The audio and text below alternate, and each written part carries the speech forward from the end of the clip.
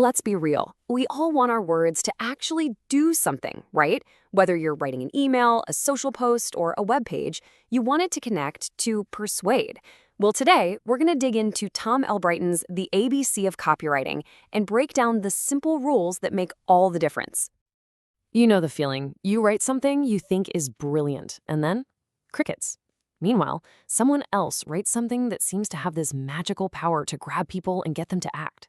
So what's the secret sauce? Turns out it's not magic at all. It's actually way simpler than you think.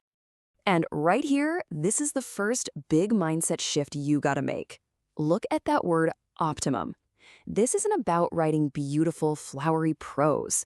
Copywriting is a craft, a game of precision. It's about finding the absolute best, most effective way to use words to get a very specific result. All right, if you only remember one thing from this whole explainer, make it this. Seriously, this next part is the key that unlocks pretty much everything else in effective writing. Here it is, the golden rule. Nobody cares about your drill. They care about the hole it makes. That is the entire game. A feature is what your product is, a half-inch drill bit. But a benefit is what your customer gets, like finally hanging that family portrait. People don't buy features, they buy a better version of themselves. And once you see this, you see it everywhere. L'Oreal isn't selling a hair formula, it's selling the feeling of walking into a room with confidence. Kellogg's isn't selling cereal that makes noise, that whole snap, crackle, pop thing. That's the sound of a fun breakfast that makes your kids happy. The trick is always ask yourself, so what? How does this thing I'm selling actually make my customer's life better? Okay, so if it's all about benefits, that means we have to completely shift our perspective. We have to get out of our own heads and get into our customers. This next idea is the perfect roadmap for how to do that. So just imagine all copywriting lives on this spectrum. On one end, you have the company-focused stuff. We were founded in 1998. Our mission is to, things that, let's be honest, nobody but the CEO really cares about. The real persuasive magic, though, it happens all the way over on the other side.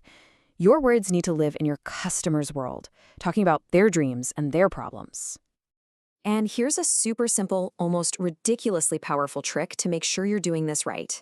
Go through whatever you just wrote. Count how many times you say we, us, or our. Now, count how many times you say you. If you doesn't show up at least twice as much as we, it's time for a rewrite. It just forces the focus back where it belongs, on them. So we've got the what, talk about their benefits, and the who, focus on them.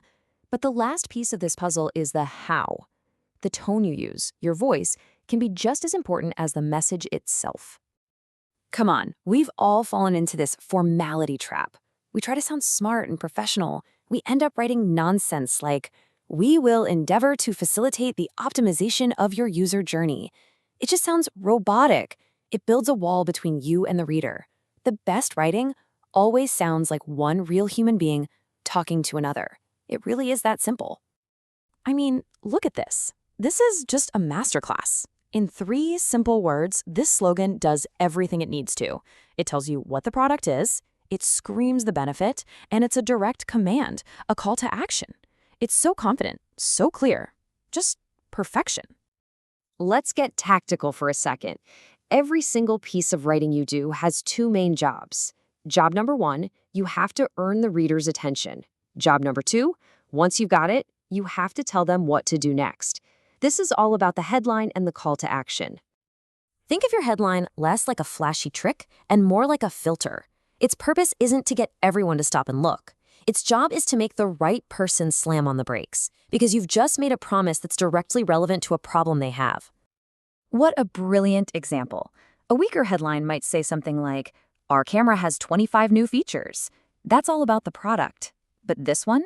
This headline translates all those features into a massive customer-focused benefit. Buy this, and you can stop worrying about cameras forever.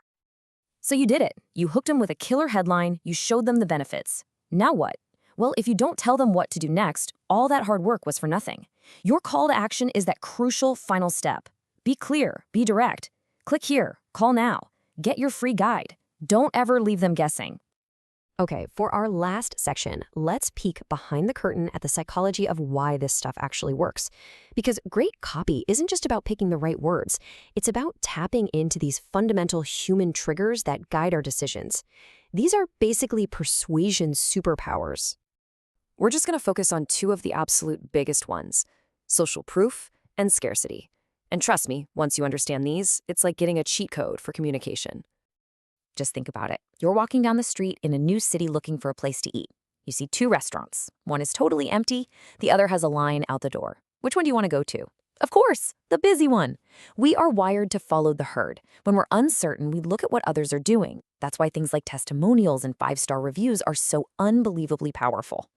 This old saying is the perfect example of social proof in the business world. Why does it work? Because choosing the big, popular, market-leading option feels safe. You're not taking a risk, you're making a decision that thousands of other smart people have already made. And this next one is hardwired deep in our brains. We are far more motivated by the fear of losing something than by the desire to gain something. So when a product or an opportunity is limited, either by time or by number, we see it as more valuable. It's not just that we want the thing, it's that we're afraid of losing the chance to get it. That creates this powerful urgency to act right now. You see how that works? That one little sentence completely changes the game. Suddenly, it's not just a plate, it's a rare collectible. It's an opportunity. That scarcity creates instant desire and a reason to buy it before it's gone. So let's wrap it all up with this one final thought. The next time you write anything, an email, a caption, whatever, I want you to try this simple test. Read it out loud. Does it sound like you're just talking to yourself, stuck in your own head, or does it sound like the start of a genuine conversation with the person you're actually trying to reach? The answer to that question tells you everything you need to know.